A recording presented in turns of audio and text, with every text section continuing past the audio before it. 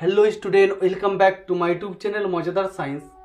আজকে আলোচনা করা হবে দশম শ্রেণীর ভৌতবিজ্ঞান। এই যে বইটি দেখতে পাচ্ছ, এটি হচ্ছে প্রান্তিক প্রকাশনীর বই এবং এই বইটি 2024 সালে নতুন করে সংস্করণ করা হয়েছে। আজকে এই বইয়ের যে অধ্যায়টি আলোচনা করা হবে তা হলো ধাতুবিদ্যা। এই ধাতুবিদ্যা অধ্যায়ের সমস্ত শর্ট কোশ্চিন কিন্তু আজকে আলোচনা করা হবে। এই অধ্যায় থেকে অনেকগুলো শর্ট কোশ্চিন মাধ্যমিক বোর্ড এক্সামে আসে, তো এই অধ্যায়টি খুবই একটা ইম্পর্টেন্ট অধ্যায়। তো তোমরা মনোযোগ সহকারে কিন্তু শর্ট কোশ্চেনগুলো সলভ করা দেখবে। যদি প্রয়োজন হয় তাহলে তোমরা কিন্তু খাতায় লিখে নিবে, অথবা যদি পারো তাহলে বইয়ের মধ্যে লিখে নিবে, কিন্তু ভিডিওটা টেনে দেখবে না, সম্পূর্ণ দেখার চেষ্টা করবে। আর যারা চ্যানেলে নতুন রয়েছে অবশ্যই চ্যানেলটিকে সাবস্ক্রাইব করবে এবং পাশের যে বেল আইকনটি রয়েছে সেটিকে প্রেস করবে। তো চলো শুরু করা যাক আজকের এই অধ্যায়টি।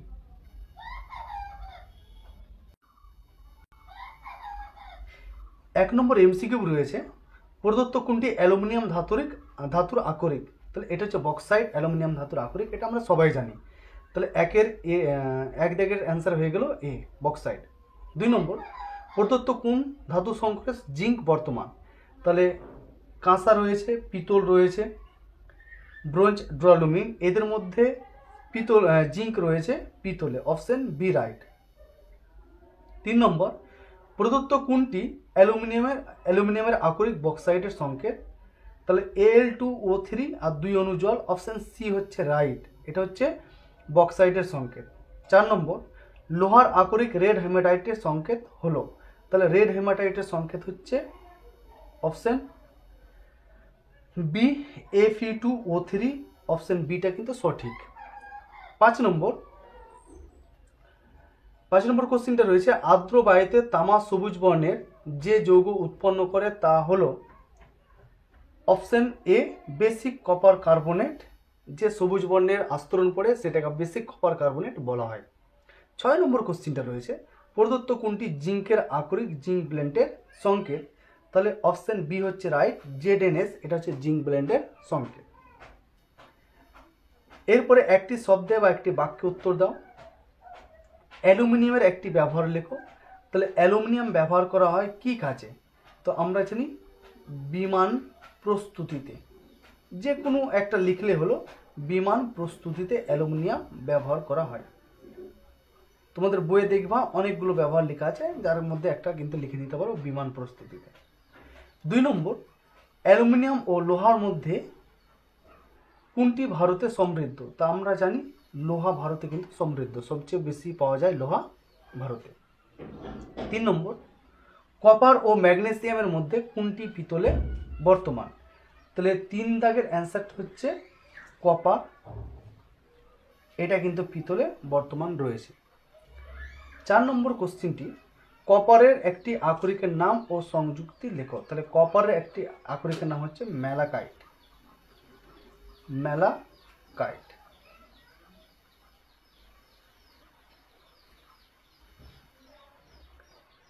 4 নম্বর হয়ে গেল। এবার চলে আসবো 5 নম্বরে, জিঙ্কের একটি আকরিকের নাম লেখো। তাহলে জিঙ্কের একটি আকরিক তোমরা সবাই জানো, জিঙ্ক ব্লেন্ড।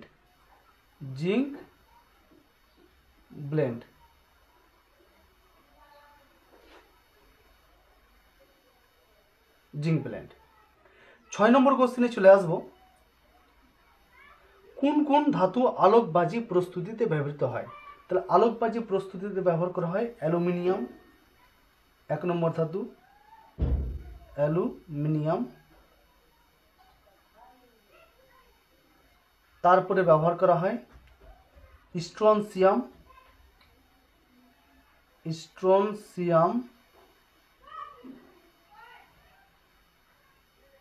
তারপরে ব্যবহার করা হয় বেরিয়াম।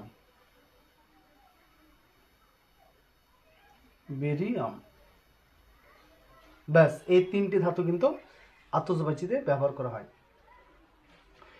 পরের কোশ্চেন রয়েছে, বাম স্তম্ভের সঙ্গে ডান স্তম্ভের সামঞ্জস্য বিধান। একটি ক্ষারীয় মৃত্তিকা ধাতু, এটা হচ্ছে ক্যালসিয়াম। তাহলে এটা মিলে যাবে সি এর সঙ্গে, অপশন সি এর সঙ্গে মিলে যাবে। 2 নম্বর, ধাতু সংকর ইনভারে যে ধাতুটি শতকরা সবচেয়ে বেশি পরিমাণ থাকে সেটা থাকে লোহা। তাহলে এটা মিলে যাবে ই এর সঙ্গে। একটি ক্ষার ধাতু, তাহলে একটা ক্ষার ধাতু হচ্ছে পটাশিয়াম, অপশান ডি এর সঙ্গে মিলে যাবে। আয়রনের মরিচা রোধে যে ধাতুটির প্রলেপ দেওয়া হয় সেটা হচ্ছে জিঙ্ক, এটা বি এর সঙ্গে মিলে যাবে। তো আজকের ভিডিওটা এতটাই। যদি তোমাদের ভালো লেগে থাকে তাহলে অবশ্যই ভিডিওটিতে লাইক করবে, কমেন্টের মাধ্যমে জানাবে, এবং যারা চ্যানেলে নতুন রয়েছে এখনও চ্যানেলটি সাবস্ক্রাইব করোনি অবশ্যই কিন্তু চ্যানেলটিকে সাবস্ক্রাইব করবে এবং পাশের যে বেল আইকনটি রয়েছে সেটি প্রেস করবে। আমি পরবর্তী সময়ে ম্যাথমেটিক্যাল যে প্রবলেমগুলো আপলোড করব সেগুলো কিন্তু তোমরা সাথে সাথে পেয়ে যাবে। থ্যাংক ইউ সো মাচ সম্পূর্ণ ভিডিওটা দেখার জন্য।